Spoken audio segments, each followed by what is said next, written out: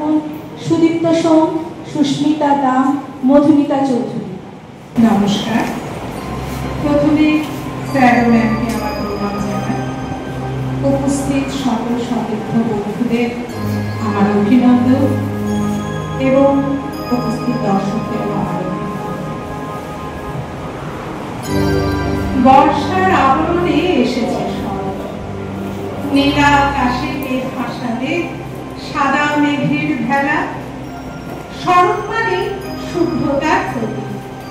মাঠে মাঠে চিরসবুজ ধান, গাছে গাছে শিউলি ফুলের সম্ভার, আর নদীর ধারে, ক্ষেতের আলে, পুকুরের পাড়ে সাদা সাদা কাশফুলের হাতছানি আমাদের জানিয়ে দেন শরৎ এসে গেছে। তাই আমার আজকের কবিতা কবি নির্মলেন্দু গুণের লেখা কাশবনে এক কন্যা। ভেবেছিলাম প্রথম যেদিন ফুটবে তুমি দেখব, তোমার পুষ্প বনের গাথা মনের মতো লিখব। তখন কালো কাজল মেঘ তো ব্যস্ত ছিল ছুটতে, ভেবেছিলাম আরো কদিন যাবে তোমার ঘুরতে।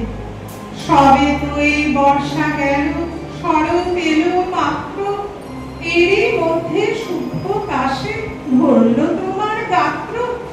ক্ষেতের আলে, নদীর কূলে, পুকুরের ওই পাড়টায় হঠাৎ দেখি কাশ ফুটেছে বাঁশবনের ওই ধারটায়। আকাশ থেকে মুখ নামিয়ে মাটির দিকে নুয়ে দেখি ভোরের বাতাসে কাশ দুলছে মাটি ছুঁয়ে। কিন্তু কখন ফুটেছে কাশ কেউ পারে না বলতে, সবাই শুধু থমকে দাঁড়ায় গায়ের পথে চলতে। পুচ্ছ তোলা পাখির মতো কাশবনে এক কন্যে তুলছে কাশের ময়ূর চূড়া কালো খোপার জন্যে। যেন শরৎ রানী কাশের বোরখা খানি খুলে কাশবনের ওই আড়াল থেকে নাচছে দুলে দুলে। প্রথম কবে ফুটেছে কাশ সেই শুভতা জানে, তাই তো সে তো সবার আগে খোপায় বেঁধে আনে। ইচ্ছে করে ডেকে বলি, ওগো কাশের মেয়ে, আজকে আমার চোখ জোড়ালো তোমার দেখা পেয়ে। তোমার হাতে বন্দি আমার ভালোবাসার কাশ, তাই তো আমি এই শরতে তোমার কৃতদাস। ভালোবাসার কাব্য শুনে কাশ ঝরেছে যে, দেখি আমার শরৎ রানী কাশবনের আর নেই। নমস্কার। নমস্কার। সদ্য সমস্যাকে এবং মেধাকে আমার শ্রদ্ধা জানিয়ে আমার নিজের একটা লেখা পাঠ করছি। লেখাটার নাম রেখেছি ভাদ্র মাসের চড়া রোদে হঠাৎই মনে পড়ল ছোটবেলার কথা। সবার রান্নার কাজ অনেকটা শেষ করে মা ছাদে নিয়ে যেত জামা কাপড় ভরা সুটকেস আর কোটমান বাঁচান। মাদুরা শতরুচি বিছিয়ে একে একে রোদে দিত যত্নে তুলে রাখা শাড়ি, জামা কাপড়, বাবার ধুতি, পাঞ্জাবি আর শার্ট। সাথে রোদে দেওয়া হতো শীতের চাদর, আমাদের সোয়েটার, মাফলার। প্রাইমারি স্কুল থেকে ফিরে অপার কৌতূহলে আমিও হাজির হতাম ছাদে। আঁচলটাকে মাথায় দিয়ে রোদ আটকানোর চেষ্টা করতো মা। এখনকার মতো তখন বাড়িতে বা ঘরে চটি পড়ার চল ছিল না। একটুখানি ছাদে থাকলেই কয়েকতলা জ্বালা করত, অথচ মা সেসবের ভূক্ষেপ করতো না বলেই মনে হতো। তাকিয়ে দেখতাম গরমে সিঁদুর বলে মায়ের কপাল দিয়ে নাচছে। কিছুক্ষণ পরে রান্নাঘরে কিছু কাজ সেরে মা আবার ছাদে এসে সব জামা কাপড় উল্টে দিত। আমি রোদ থেকে সরে এসে খেয়াল রাখতাম যেন কাঠ না আসে। এর মধ্যে আমার চান হয়ে যেত, মা ভাত বেড়ে দিয়ে আবার ছাদে চলে যেত। যখন মা বুঝতে পারত সব জিনিসগুলো যথেষ্ট গরম হয়ে গেছে, একে একে তুলে নিত। আমিও হাতে হাতে সেই গরম জামা কাপড় নিয়ে ঘরে এসে বিছানার উপর রাখতাম। দেখতে খুব ভালো লাগতো বিছানা ভর্তি সব জামা কাপড়। সেগুলো পরে ঠান্ডা হয়ে গেলে মা এক এক করে সব নতুনভাবে ভাঁজ করে গুছিয়ে রাখতো। তারপর পরম মমতায় সেই সুটকেসে আগে একটা বাতিল কাপড় বিছিয়ে দিত। শুকনো নিম পাতা বা দোক্তা পাতা দিয়ে একে একে সব গুছিয়ে তুলে রাখত। সেদিনের সব পর্ব মিটিয়ে অনেক বেলায় মা ভাত খেত। আজও শরতে ঝাঁঝালো রোদ ওঠে, মায়ের সেই সব সুটকেস ট্রাঙ্কে আজ সেভাবে আর জামা কাপড় থাকে না, তারা থাকে আলমারিতে। সেভাবে আর জামা কাপড় রোদেও দেওয়া হয় না। মা, এসো আবার সবকিছু রোদে দিই। দেখো তোমার মতো ঠিক মতো রোদে দেওয়া হচ্ছে কিনা। তোমার সেই সুটকেসটা আজও আছে, ধরবে আর একবার আমার সাথে। নমস্কার। এবার সুস্মিতা দান। তোমার সঙ্গে দেখা হয়েছে কবি সুনীল গঙ্গোপাধ্যায়। তোমার সঙ্গে দেখা হলে জিজ্ঞেস করতাম, তুমি মানুষকে ভালোবাসো না, অথচ দেশকে ভালোবাসো কেন? দেশ তোমাকে কি দেবে? দেশ কি ঈশ্বরের মতো কিছু? তোমার সঙ্গে দেখা হলে জিজ্ঞেস করতাম, গুলি বিনিময়ে তুমি প্রাণ দিলে দেশ কোথায় থাকবে? দেশ কি জন্মস্থানের মাটি নাকি কাঁটাতারের সীমানা? বাস থেকে নামিয়ে যাদের তুমি হত্যা করলে তাদের বুঝি দেশ নেই? তোমার সঙ্গে দেখা হলে জিজ্ঞেস করতাম, তুমি কি করে জানলে আমি তোমার শত্রু? কোন প্রশ্নের উত্তর না দিয়ে তুমি আমার দিকে রাইফেল তুলবে, এমন ভালোবাসা কি দেশপ্রেমী হয়?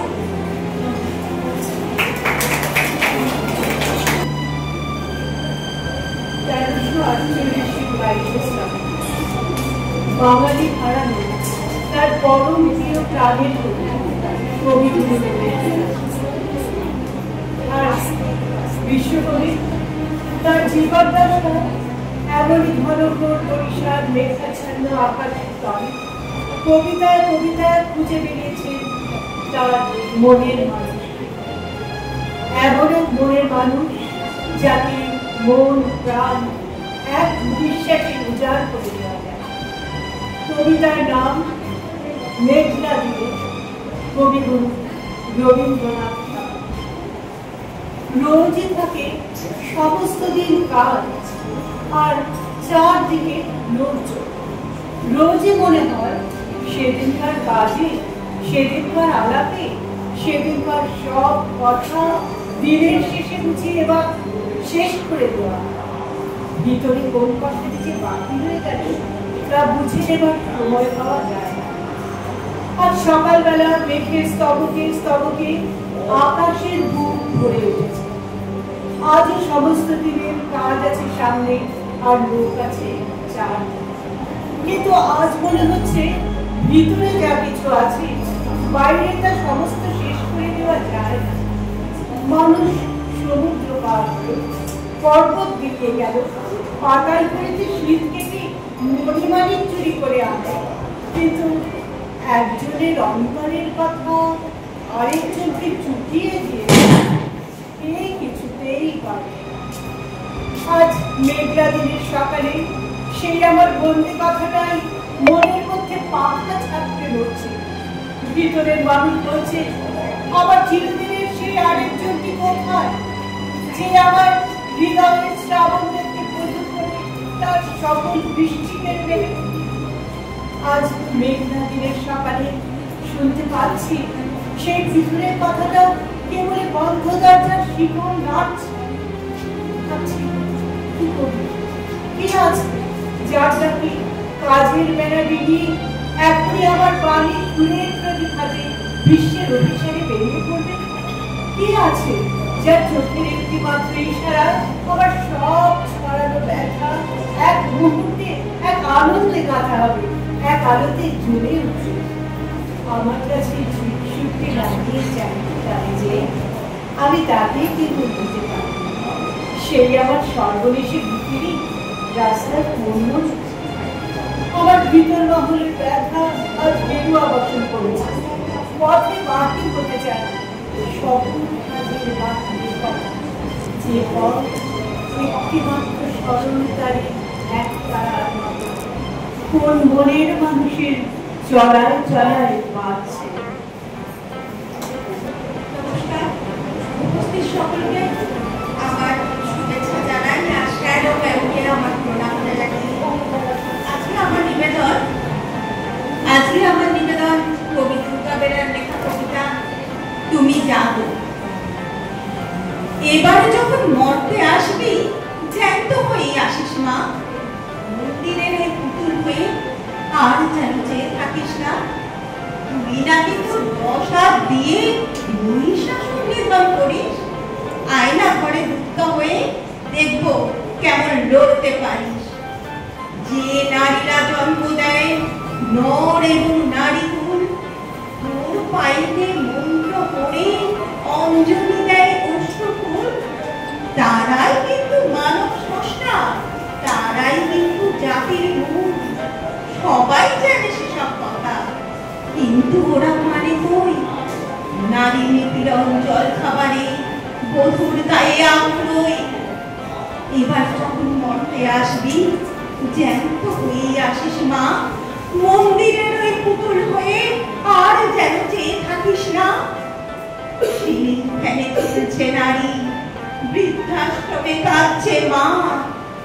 অশুভ শক্তি বিনাশিনীর এমন ছুটছে মানায় না। রড ঢুকিয়ে পিষছে চুরি, হাস্তা করে কন্যা ভ্রূণ।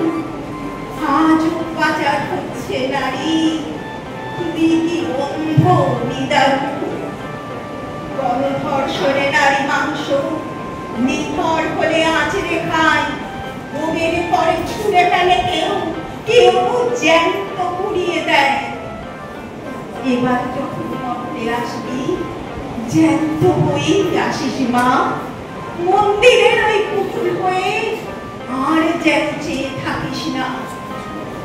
সদ্যজাত কন্যা বধে গলা টিপে জন্মদাতা, মারছে স্রষ্টা, মরছে সৃষ্টি। ও মূর্তি জানিস কি তা? শিশু কিশোরী প্রৌঢ়া মাতার চক্র দক্ষ শরীর ভোগ, আইন কানুন টাকায় চুপ, ফাইল বন্দি অভিযোগ। ধর্ষকের কোনো রূপ নেই মা, ঘরের কিংবা বাইরের লোক। দাঁড়িয়ে দেখে পুরে সমাজ, পিছনে হাসে সামনে চোখ। মা, ঘরের জন্মদাত্রী নারী এটাই কি পাওনা? এবার যখন মরতে আসবি জ্যান্ত হয়েই আসিস মা, মন্দিরের ওই পুতুল হয়ে আর যেন চেয়ে থাকিস না। কৈলাসে আর যাস না ফিরে, স্বরক্ষিত নারী করিস মা। সব মেয়েদের মধ্যে চাই জাগ্রত এক দুর্গা মা। সব মেয়েদের মধ্যে চাই জাগ্রত এক দুর্গা মা। সব মেয়েদের মধ্যে চাই জাগ্রত এক দুর্গা মা।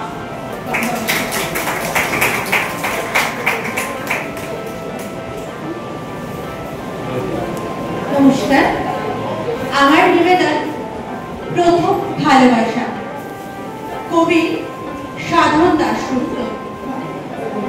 মাগো, আমার প্রথম ভালোবাসা তোমাকে দিলাম। তোমার কোলে জন্ম নিয়ে ধন্য হলাম, আমি ধন্য হলাম। তোমার কাছে শিখেছি মা প্রথম কথা বলা। তোমার শ্যামল মাটির বুকে প্রথম পথ চলা।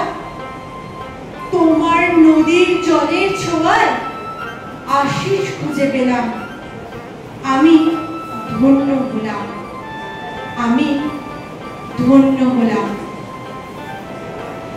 তোমার বটের ছায়ায় ছায়ায় রাখাল ছেলের বাঁশি, সেই বাঁশিতেই খুঁজে পেলাম আমার কান্না হাসি।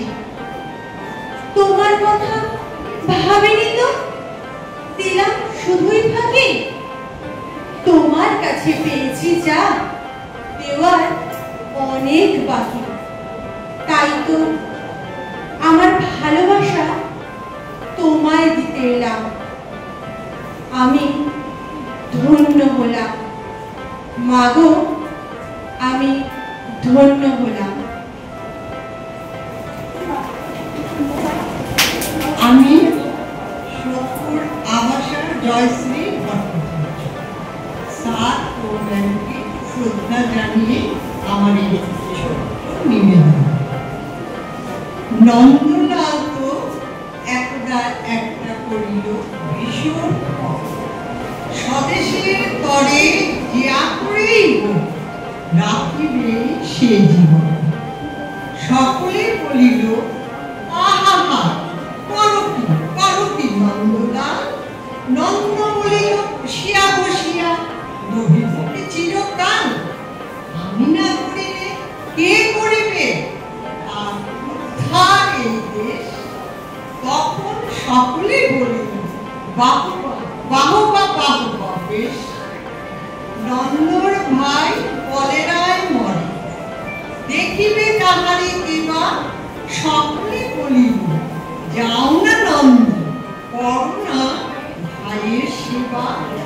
নন্দ বলিল ভাইয়ের জন্য জীবনটা যদি দিই না হয় দিই, কিন্তু অভাগা দেশে হইবে কি? বাঁচাটা আমার অতি দরকার। ভেবে দেখি চারিদিক, তখন সকলে বলিল হা হা হা, দাবটে ঠিক। নন্দ একদা হঠাৎ একটা কাগজ পড়িল বাড়ি, গালি দিয়া সবে করতে করতে বিদ্যা করিল জানি। করিল ধন্য দেশের জন্য নন্দ খাটিয়া খুন। রেখে যত তার দ্বিগুণ, খায় তার 10 গুণ। খাইতে ধরিল রুচি আর ছোকা ও সন্দেশ থাল থাল। তখন সকলে বলিল বাহবা বাহবা বাহবা নন্দলাল। নন্দ একদা কাগজেতে এক সাহেবকে দেয় গালি। সাহেব আসিয়া গলাটি তাহা টিপিয়া ধরিল। নন্দ বলিল করো কি ছাড় না ছাই। কি হবে দেশের গলাটি নিতে আমি যদি মারা যাই? বলো কবি ভাত নাকে দিব খত, যা করি বলো করিব তাহা। তখন সকলে বাহবা বাহবা বাহবা বাবা। নন্দ বাড়ির হতো না বাড়ি, কোথা কি ঘটে কি জানি। চড়িত না গাড়ি কি জানি, কখন উল্টায় গাড়িখানি। নৌকা ভীষণ ডুবিছে ভীষণ, রেলে কলিশন হয়। হাঁটিতে সর্প কুকুর আর গাড়ি চাপা পড়া হয়। তাই শুয়ে শুয়ে কষ্টে বাঁচিয়া রহিল নন্দ। সকলে বলিল ভেলারে নন্দ, বেঁচে থাক চিরকাল।